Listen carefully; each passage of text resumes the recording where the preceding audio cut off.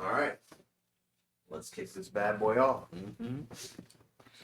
Welcome back to Off Ball Takes. This is your host, Yarby Laws, and this is my co-host, Christopher Wells. We appreciate all the support in our recent content. And before we do get started, please don't forget to like and subscribe and follow us on Instagram and TikTok at the OBT Podcast for more content and updates. Yes, we are live from Las Vegas. It is the NBA Summer League that has kicked off in Vegas, day one. We're recording pretty late, about 11:38 p.m. or so on the West Coast. Yeah.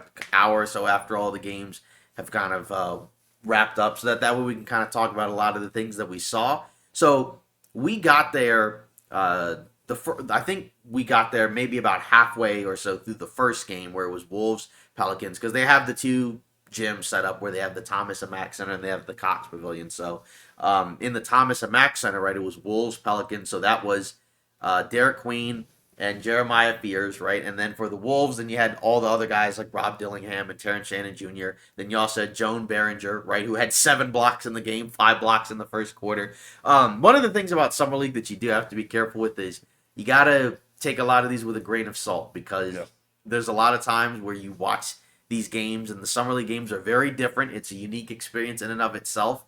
They feel kind of like high school games in some ways, right, where it's a lot of up and down play.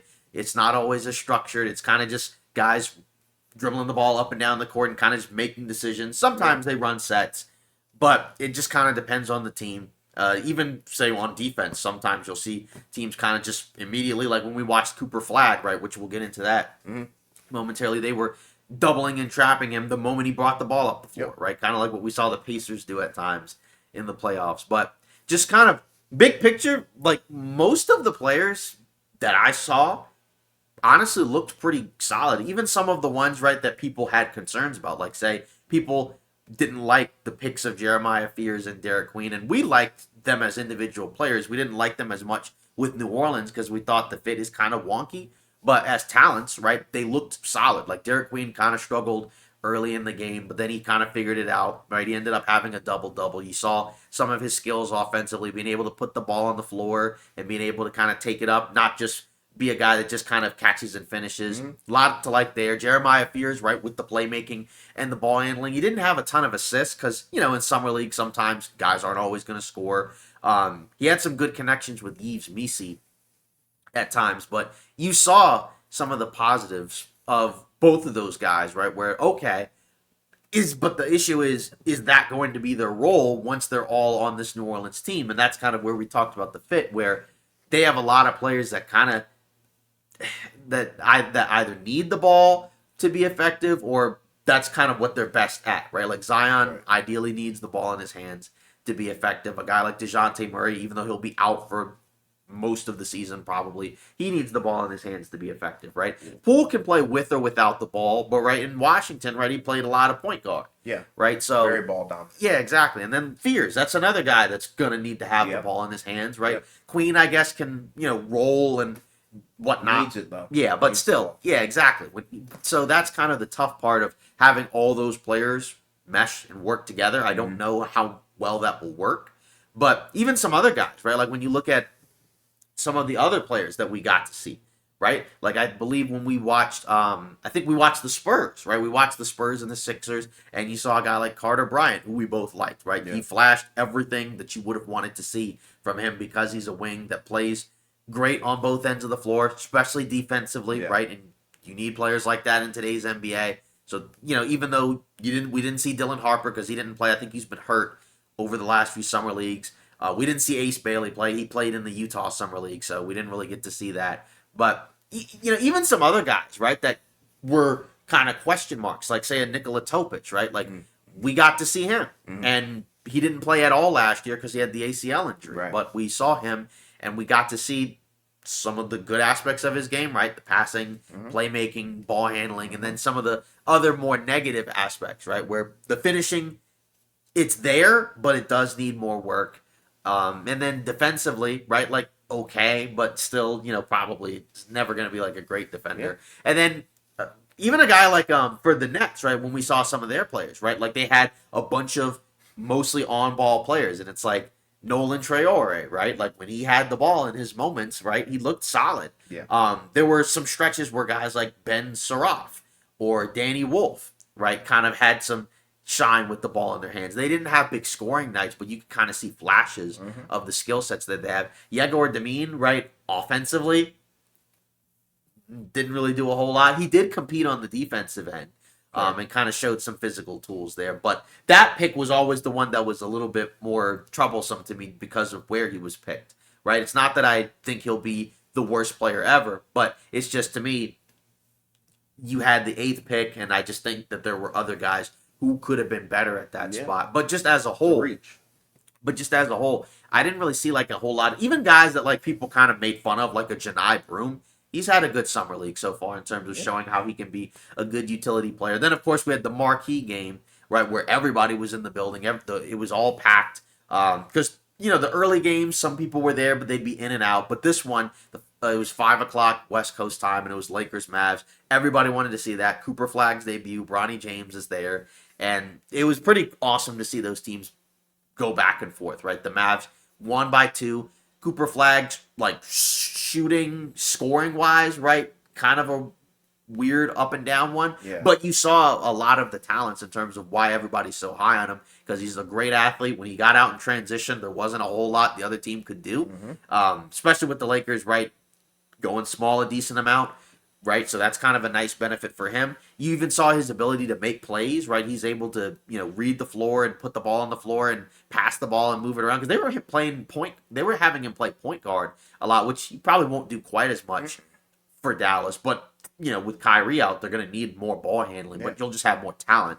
But even defensively, he made a huge play in the game, right, where the Lakers, Dalton Connect, misses a layup, looks like he gets injured, and then there's a play where the Lakers get the ball back and they're getting ready to put the shot up, and then who comes in and spikes the ball back? Cooper Flagg, right? And then it leads to a transition 3 by Ryan Nembhard, right, who also looked great, who was undrafted and is a two-way guy. So, like I said, a lot of cool performances there.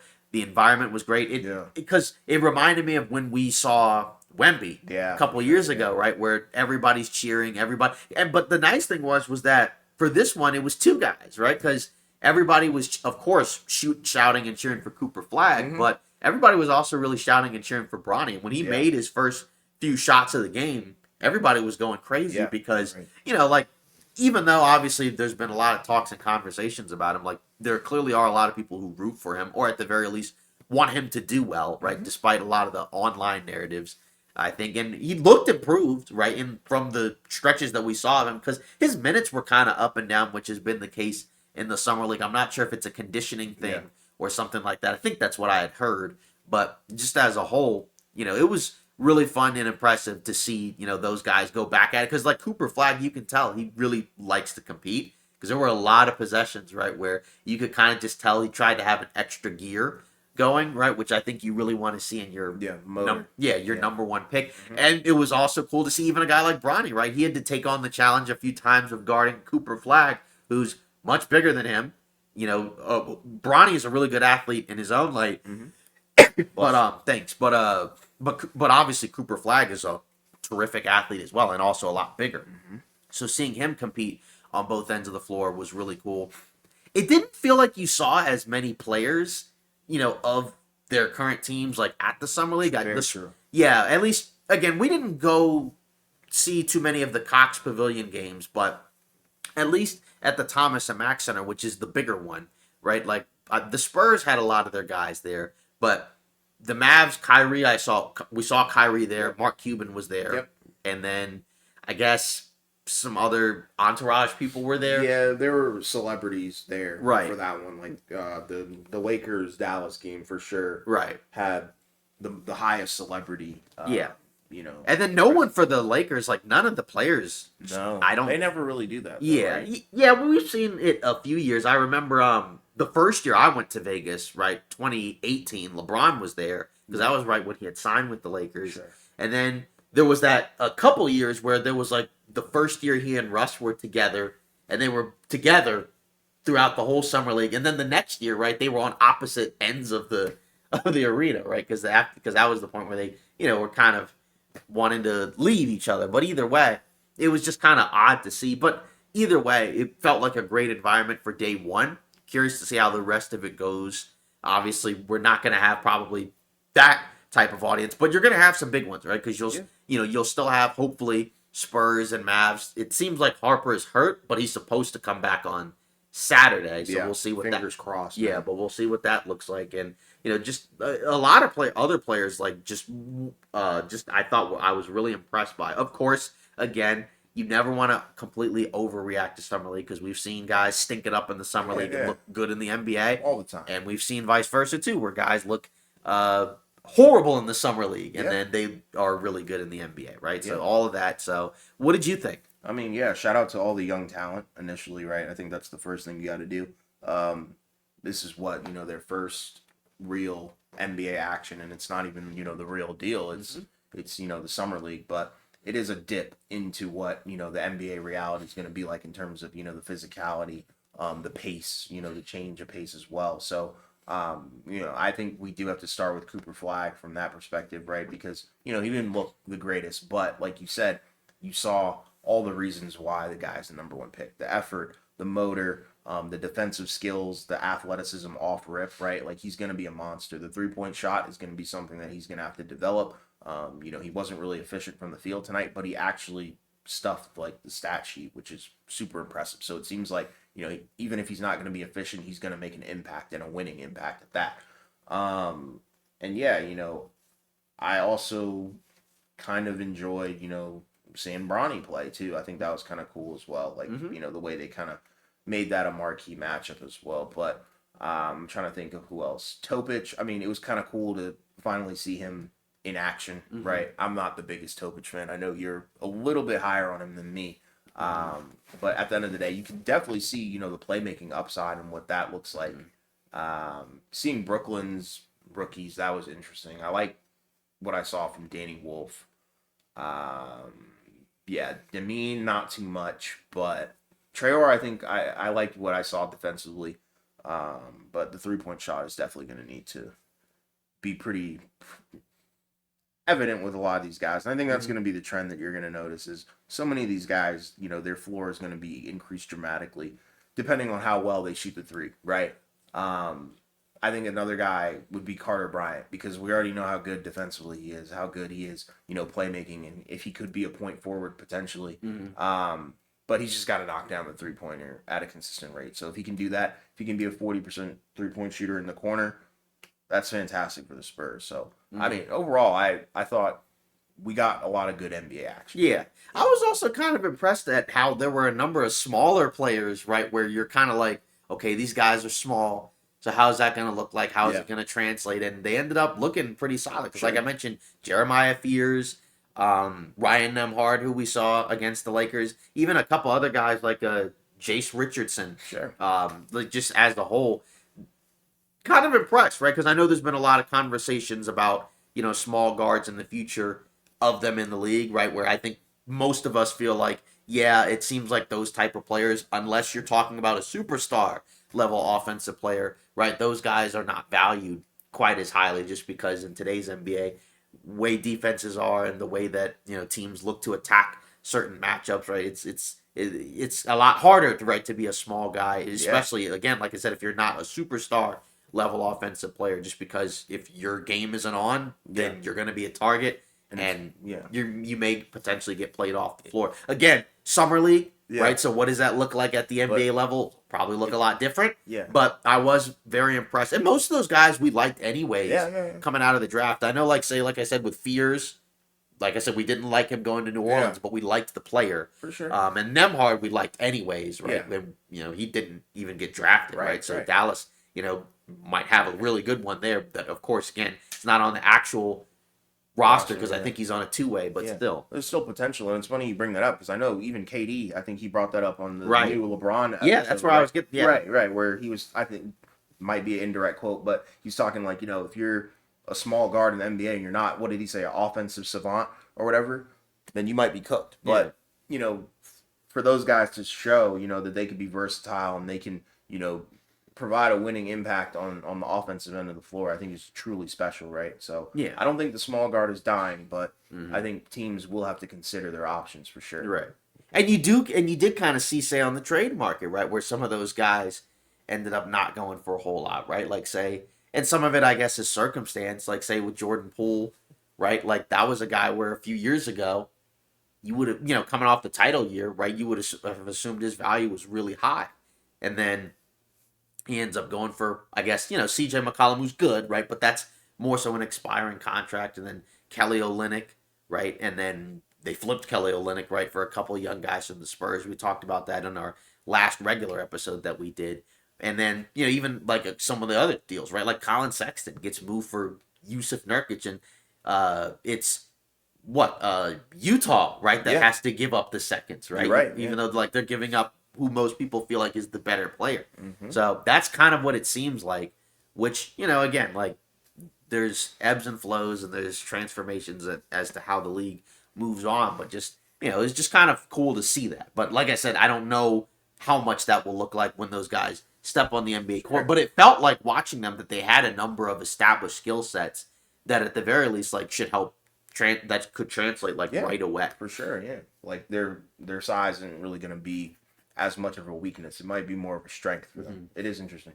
Yeah. So obviously, again, we'll have more Summer League that we'll probably talk about by the time the next episode goes around. But we did have some other things that kind of happened in the NBA as well. So we did have from Oklahoma City, right? They ended up re-signing or I guess extending both Chet Holmgren and Jalen Williams, right? Where now those guys are going to be making a ton of money, right? Like I believe when I read it earlier today, right? I think it was for Jalen Williams, it could be up to $285 million, right? It was a 5-year deal that could reach 287. We also had Devin Booker signed an extension, Herb Jones, but we'll start off with Chet and Jalen Williams, right? Chet Holmgren, 5 years that could be up to 250, and then J-Dub, 5 years that could be up to 287. So we know with that, combined with the extensions that they gave to AJ Mitchell, and I believe, who else did they also extend? I think they extended another,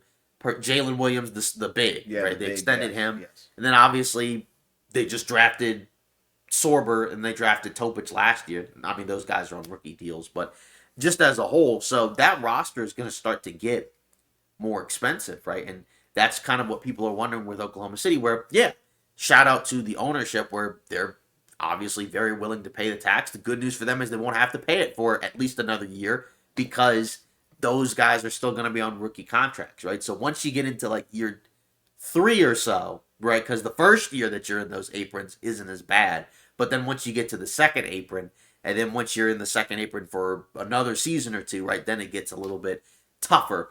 So that's why, you do kind of wonder what Oklahoma City does in the future, right? Could it be like, oh, Isaiah Hartenstein's gone, and then we just elevate, Sorber or something like that, right? Or, name somebody else on the roster, right? Like a Lou Dort. Yeah, Lou Dort. I know those are the two guys that have been, like, kind of circled as maybe some departures that might be happening, past next year, right? Yeah, or an Aaron Wiggins or, Isaiah Joe or somebody like that. But, it is funny, right? Because there's been so much talk about the new CBA where now you're kind of at a point where, you can't just, kind of pay up, right, to keep a team together, right? There's going to have to essentially be some sacrifice to me, right? Like that's what the Celtics did. They had to break up their roster because of the fact that they were already in the second apron. Of course, the Tatum injury probably accelerated it even more because there was already talk about, this might be the last year we see all these guys together. But for it to happen that quickly, right, that just I don't think would have happened. Yeah, in the way it happened. Yeah, under the previous CBA, right? We saw with the Pacers, right, where, it kind of felt like the ownership was trying to gaslight their fans into saying like, well, we don't want to go into the tax. We didn't want to pay Miles Turner X amount of money, and maybe they'll be right. Maybe they'll be able to easily replace his production with other bigs like Isaiah Jackson and Jay Huff and Tony Bradley and whatnot. But just as a whole, you do kind of wonder where we're headed, right? Where with Oklahoma City, of course, that's like the big bad team right now. Now they've paid all their guys, which they're more than worth paying, right? Because all those guys played really well, and they should continue to be better from here on out. But it is kind of a change in the guard of the NBA, right? Just because, this was the youngest team in the league. In general, we talked about it, right? Young teams usually don't have a reputation for winning a title, especially this quickly, but they just kind of became a juggernaut, right? In about, 3 seasons? I mean, I think, what was it? Our first year covering the podcast, right? They were a play-in team. Yes, They sir. ended up losing in the play-in, right? But still, like, that was a year where we all kind of just assumed, well, Chet got hurt, and they might as well just tank. Season is kind of pointless, but they went for it.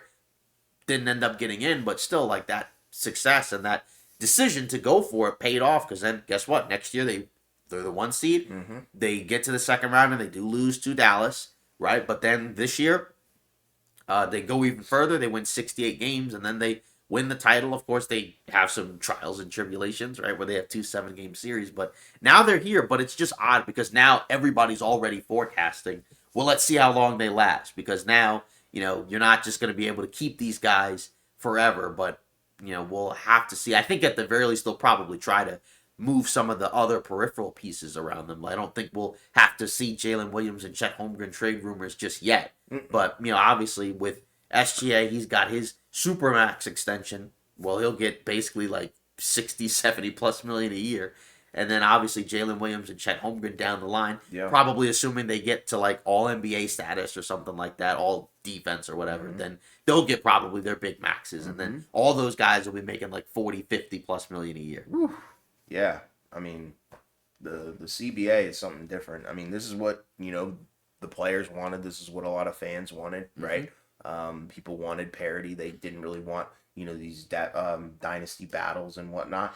So from that perspective, I think it's kind of cool, right? Because now I think we're going into every NBA season kind of guessing and not really having a true idea of who's really going to win the title, right? Like, you can have your pick, but that pick could be completely wrong because of some CBA stuff, right? And it's kind of hard to base your stuff off of last year, considering a lot of these teams' makeups are going to be completely different, down the line. So Yeah, it's wild. Right, because I remember last year or now 2 seasons ago, right? I think I had our preseason picks, right? Because our end of season picks were different, or at least mine was. But preseason picks, I remember I had Boston over. I think it was funny enough, Boston over LA. Yeah. But either way, I had Boston winning the title, and then going into the playoffs, I remember I had Denver, and you had Denver going into the season, and then what happens, right? Then they have the game 7 where they end up just blowing it, and Minnesota just kind of dominates in the second half. Then before you know it, you're like, what the heck is happening to Denver, right? Because then they bring in Russ and they start off early. They kind of struggle early, and we're like, okay, well, this team went from looking like the big bad next NBA juggernaut to now they're probably going to have to make a major move if they want to continue to stay a contender. And what did they end up doing, right? So they did basically run it back, but then guess what? They lost KCP, but they elevated Christian Brown, and then they brought in Westbrook, and then boom, what happens after this season ends, right? Then they trade Michael Porter Jr. to Brooklyn, right, for Cam Johnson.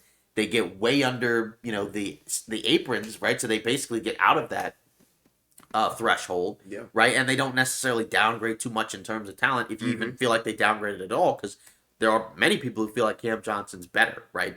I think they're in a similar tier. I think we kind of thought like maybe Porter has a higher ceiling, right, as an individual player, but Cam Johnson may be a guy that you might prefer to have on your team because he's got a little bit more versatility on the offensive end, at least, right? But just as a whole, it was just kind of funny to see with the Nuggets, and then, right, Boston wins the title, and then going into this past season, right, I had Boston over Oklahoma City, and then what happens? They lose in the second round. Of course, Tatum tears his Achilles, but even before that, it looked like they were going to lose to the Knicks, and then boom, they break up the team, so you can't even pick Boston as a championship team anymore, right? Like in the Eastern Conference, it's, kind of open, right? I think most people are probably going to lean towards maybe like either the Cavs or the Knicks, but you have a couple other teams where they're not going to be favored, but they could at least make it interesting. They could be next season's Pacers, right? Like a team like Orlando, or even a team like Atlanta. Yeah, like Atlanta, right? Because like that's a team that a lot of people think could make the conference finals. So it's just kind of funny how we're here at this point. We have no idea. Right, and then even whereas I guess in the Western Conference, like you do feel like Oklahoma City's the best team, and you give them the benefit of the doubt, right? Even more so than a team like Cleveland or New York. But then you have the issue of, well, each year we've either seen injuries or we've seen fatigue or a combination of all of it, where it's just very difficult to go back to back. And for a team like Oklahoma City, how much are they going to put into the next regular season? Where are they going to go as all out as they did before? Where it's like, okay, well now, we won 68 games, but there are still people who feel like we're not as good as we believe we are. So now let's go out and win 70 plus games, right? Like that kind of happened with Golden State after their first title, where they win, and then people are like, oh, well, they beat Cleveland, who was injured and whatnot. They're right, they're not as legit, but then they end up winning 73 games. They lost in the finals, but still, guess what? They ended up winning 4 titles as a whole. So Exactly. Yeah. yeah, so clearly they showcased how legit they are. But just kind of funny how we're at this point. Yeah, it's crazy. Yeah, we also had a couple of other extensions and deals that occurred. We had a big one where it was Devin Booker, where it sounds like he's getting ready to sign his massive extension, where it's a 2-year, $145 million extension. So you're basically talking about over $70 million a year for Devin Booker, which is a lot of money, right? And it's funny because at one time, again, shows you how fast things can change, right? The Suns and Devin Booker, they were in the finals, right? Yeah. They were 2 games away from winning an NBA title. And then they, after 4 seasons later, the team's completely broken up, and it's nothing like what it was, right? They end up eventually trading for Durant, and then they end up moving Chris Paul and Ayton for Bradley Beal, and then that doesn't work, and then now Durant's gone, he's in Houston, right? Who looks like they could be real legit contender, and then Beal, we don't know, but it sounds like supposedly he might get bought out, and if he gets bought out, he might go to the Clippers. Right now, the Suns are kind of in a spot where I think most people expect them to be bad next year, right? Where but now it's different because it's like, well, we expect you to not be good, but the issue is they won't have their picks going forward. They were able to get the 10th pick from Houston, and they took Kaman Maluak, but still, as a whole, how good are they really going to be next year? Probably not great. And then you playing at best. Yeah, and even then, that's going to be really tough with as deep as we think the Western Conference will probably be, right? And then again, your starting block is a guy that's making $75 million a year, who's really good, but then you compare him to some of his contemporaries, and those guys aren't at that point just yet. Mm-hmm. Some of them will be, right? But that's the part that I think is a little bit tough, to kind of figure out. But either way, I mean, I guess you expected it, because either way, even if, right, for Booker, this is the best thing he could have done, because he signs the extension, but it's not like he's forced to stay in Phoenix. And maybe he wants to stay in Phoenix, but we've seen now where, like, when was the last time that we saw a superstar hit free agency, right? Yeah. Like, it's been mostly guy signs an extension, right, and then gets the money, and then he asks to be traded or gets traded elsewhere, right? Like, we haven't really had a guy be in free agency, right? Well, I mean, might have been Durant. That's probably like the last person I can remember. I think it was that did that. I guess him and Kawhi, they did it in the same summer. Yeah. But just as a whole, it hasn't happened as much. And in fairness, maybe this year was different because very few teams had cap space. We're still waiting on some of those other guys that haven't been signed. We're also waiting on some other restricted free agents that haven't signed yet either. But it's different. But I mean, this was expected. Like, even though it's a high number and it sounds very shocking, just given, I think people feel like Booker's status in the league now is a little bit lower than it was before. He's still very good, but just as a whole, it's kind of the cost of doing business. And for Booker, this is a no-brainer because, again, regardless of what happens, you get your money. Yeah, I love it. For Book, can't really call it overpay. I really think it's more of a respect thing. From the organization, right? Like, and a respect thing for Book as well, because that means he's probably not really going anywhere, right, in the next few years. So, it seems like he might stick it out in the long run, right? And yeah, you really can't.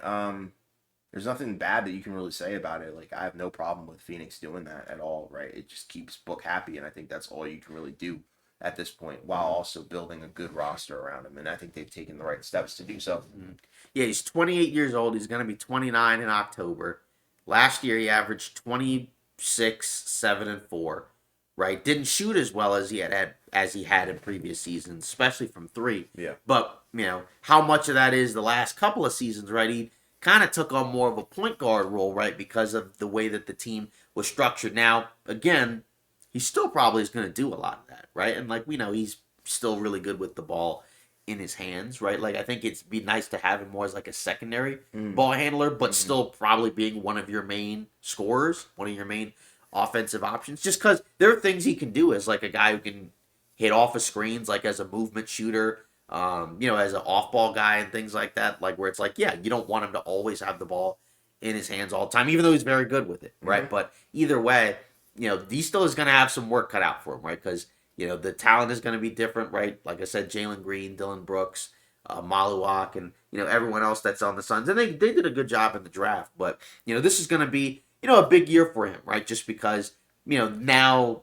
there's no expectations, and presumably assuming that Beal is gone and Durant's gone, right? This is going to be his opportunity to continue to put up big numbers. Now again, it's going to be for a losing team, right? But still, he's been there and been through that, right? before. And that's kind of where you wonder, like, so you feel like he does stay in Phoenix? Oh yeah. Okay. I think that's kind of what it was to me. That's how I took it. I think it was more of a respect thing, right? Like, you deserve this money. We're gonna give it to you, and we expect that you stick it out through this rebuild, right? Yeah, that's a name that I would probably keep an eye on and watch. We'll see what Phoenix looks like, but you never know, right? Because sometimes guys end up staying. Like, it's funny because I think Giannis, right? He was on, I think he was on some content creators stream or whatever, and he was kind of basically saying like, yeah, like he was like, are you gonna stay in Milwaukee? And he's like, probably. I like it in Milwaukee right now. Of course, is that a guarantee? No, right? Because we've heard that before, right? I think Kyrie Irving famously, said he was going to stay in Boston, and then he didn't. Because things change, right? Like, what you said in the past, that doesn't mean that it's completely set in stone. Things can happen. Things can change over time to make you change course, and change directions. But we'll see what happens with Booker. That is one that I think will be interesting to watch. Because I do think that on the right team, he could be, like a real difference maker where, he could help push them over the top or kind of put them in that next tier, whatever it is, right? Like, because I would say, like, he's better than, say, like a Pascal Siakam, right? Like, so he would be in the tier of those guys where, like, if you get him and you're already a really good team, you could turn your team into, like, a contender championship level team, right? It's just, which team is that going to be? I'm not sure as of yet, right? Right. So yeah, I agree. Yeah. Then there was another guy, Herb Jones for the New Orleans Pelicans. His name had been in trade rumors a lot recently, although it didn't really feel like that. Like New Orleans was outright looking to trade him, but it's just I think people kind of felt like, well, when you look at New Orleans personnel and all these guys that they have, well, it's like they can't pay everybody. Somebody's gonna have to go. And why would they want to pay all that money for a team that's probably going to be at best like an okay team, right? I mean, a lot has to go right, I think, for them to be really good, namely health. And it's hard to have any real faith that those guys are going to be healthy. Yeah. But either way, you look at his extension, 3 years, $68 million.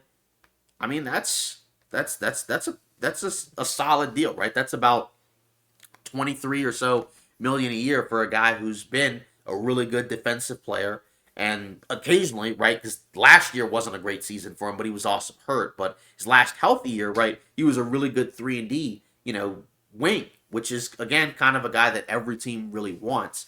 But, if you're New Orleans, you have him, right? And once that extension kicks in, teams are going to have to give up more in order to get them. And like I said, I like a lot of their individual players. Like, I like him. I like Trey Murphy. I like Zion. Yves Missi, right? And, even some of the other guys, like even like a Jordan Poole, I'm fine with. I know he was rough his first year in Washington. Last year in Golden State didn't work out.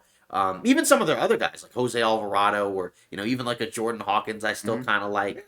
And then, like I said, the individual players, Queen and Fears, we like. Just not as much on this team, but still, like, they have a lot of players. And that's kind of the weird part, like, with David Griffin being gone. Because you look at it and it's like, well, you don't really feel like he messed up in the draft where it's like, oh, he took this guy when he should have taken this guy. But, you look at the team and it's like, well, why haven't they had a whole lot of success? And it's like, well, to me, mainly it's been injuries. But, again, at the same time, right, like now I guess with the new front office, maybe there's a little bit more, I don't know, like willingness to move some guys. But even then, like, I think, what was it, after last season, right? Like where the Pelicans were bad, and then David Griffin was like, "Well, we can't do that again," right? And then and it's like, "Yeah, we're not going to do that again with you." So right. you know, we'll see Lo what and happens behold. with New Orleans, and that's another team to watch in terms of like somebody you kind of feel like could be had for the right price. I Yeah. don't know if they're going to trade him. Like, do you feel like this type of extension makes it less likely that he gets moved? Yeah, probably. I think so, right? And you got to look at his value. Herb Jones, I think he still fits the timeline, especially in New Orleans, right? Look at what he does defensively on the team. I think that's one of their weaker points, right? Like they don't really have an amazing S tier rim protector. They don't really have a bunch of hounds on the defensive end, but Herb Jones can be that guy. Specifically on the defensive end of the floor, but even offensively, like he fits kind of what they want, right? Mhm. 3-and-D completely. But yeah, the defense is something that is valued for sure. But I think he stays long term. Yeah, last year he had a bad year, but in Yeah, fairness, only 20 games, yeah, right? So many games lost due to injury, right? Where he's shooting like where like the year before his last healthy season, he's a 40+% yeah. 3-point shooter, Yeah, right? And he was playing like 60, 70 games, or 70 plus games or so. So last year, I think you kind of chalked up to bad year, injury, yeah. horrific year. I mean, for everybody on New Orleans, right? Mhm. Like, how many times did we go on our podcast and talk about like, I can't believe like that this team is down like 6, 7 guys, like all at the same time that are all guys that they would like to have, and then Yeah. like some of them were gone for long stretches. Mhm. So that's the other factor there for New Orleans. But post Ingram deal, right, where they didn't really get anything back for him, right? What was it? It was Bruce Brown Mhm. and Olynyk, who Mhm. are both now gone. Although I Mhm. guess in fairness, you turned Olynyk into with McCollum into Jordan Poole, and I think Sadiq Bey, Yeah. right? Like both. He was thrown in there. Yeah, he was thrown in there. I don't know when he'll be back because I think he had the ACL injury when he was in Mhm. Atlanta. Mhm. But either way, right? Like I do kind of wonder what they look like moving forward. Yeah. All right. That is definitely a team to watch for sure. Yeah, so well, I mean, pretty much we'll kind of talk about more about what we're going to see out of Vegas as we go on. Probably not this episode, right? Because again, this is day one. We're going to be here for another couple of days. Yep. But either way, in terms of our last poll, right, that we did have a poll where we kind of talked about the Beal thing, right? Because we basically asked, should Bradley Beal go to the Clippers? Because in our last short, this was one of the latest rumors, and according to the polling, right? Like basically, 100% of you said he should go to the Clippers. So Yeah. which again we talked about it. Like I think you felt like Miami was the better fit, Mhm. even Mhm. post Norman Powell trade. Mhm. I think the Clippers makes more sense, but who knows with Beal? I mean, like to be honest, you kind of almost didn't really expect him to get bought out anyway. You kind of just expected him to just kind of just Dug it out. be on the Suns Yeah. and kind of just figure it out and just be like, whatever. Like, I get my money, I got my no trade clause, I'm good. Right. But do you think he does get bought out? Because there's been so much reporting and so much talk about it, but it still hasn't happened yet. Yeah, I think it'll happen at some point. If he's been preparing for it, Mm-hmm. then I think it's almost, but certainly going to happen. It's just a matter of when and where. And yeah, the Clippers fit is pretty seamless, but I just feel like something's on the way. Something's on the way. Yeah. Let's leave it at that. It does feel like we've heard so much about it to the point where either it doesn't happen and we just got bamboozled, or it does happen because why would all this be out there for it to just not happen? There's been a lot about how just like some of these moves have kind of held up a lot of different things, like say the Beal decision, like if he gets bought out and goes to the Clippers, that could impact like where Chris Paul goes, and then Very that could true. also impact where like a Russell Westbrook or a Malcolm Brogdon goes, right? And then for Golden State, they have to deal with the Kuminga situation, and if whenever they can get that figured out, then they'll probably get Al Horford and maybe DeAnthony Melton, right? And even a team like the Lakers, right? They're kind of waiting because I think a lot of people feel like there could be more players that could be bought out. Like if you're the Lakers and say you miss out on Bradley Beal, which I think they will. Let's say you miss out on DeAnthony Melton, which I think they probably will, Mhm. right? Then maybe you pivot to, does a Marcus Smart get bought out, right? Or, can you explore maybe some other trades, right? Like, could you go over to Portland and ask about like a Matisse Thybulle or, like a Rob Williams or somebody like that? And other teams will probably ask about that Yeah. too. But there's been a lot of discussions about how Summer League is a time where a lot of these front offices get together to try to discuss things to kind of hammer out like, all right, what do we need to do? How are we going to do it? Yep. So the expectation is that after Summer League is done, these deals will probably get completed, but who knows? I mean, it's not like the season starts in 2 weeks. Right. So right. some of this stuff could go on even longer. Like the Kuminga thing, like would it be shocking if it went on for another few weeks? Like, because if you're Golden State, No. like you clearly don't really want to bring him back because Mhm. otherwise you would have come to some mutual agreement. But then other teams also clearly don't want to give up a ton to get Kuminga either, which again, like we'll It's see what valid. happens. Yeah, and even like say with the Bulls, like clearly the Bulls don't want to give Josh Giddey $30 million a year, but it's also like what leverage does Giddey have? None, because no other team can give him that money. So same with I think Cam Thomas for Brooklyn. No other team can give him whatever money he's looking for. So those guys will probably have to take below market values. Where I'm kind of curious whether or not they do the qualifying offer. And I don't think they would because it's just so risky. Because again, if you have one bad year or if you have injuries or something, You're done. then yeah, you might be in a really rough spot. So that's why most people don't do it. So my guess is that, like I said, they'll probably do below market value. Yeah, I would agree with you. Yeah. Well, that's it for today's episode of Off Ball Takes. It's a shorter one, live from Vegas. Of course, it's from a hotel room. But either way, we'll continue to talk more about the Summer League next time we record. Of course, continue to like and subscribe, right? As well as check out our shorts, check out our videos on our socials. If you want, leave a comment. Yeah. Go on at the OBT Podcast on Instagram or TikTok or X. And then obviously, if you leave a comment on our videos, we'll read it as well. And, again, continue to help the channel grow. We appreciate the support. We'll see you next time.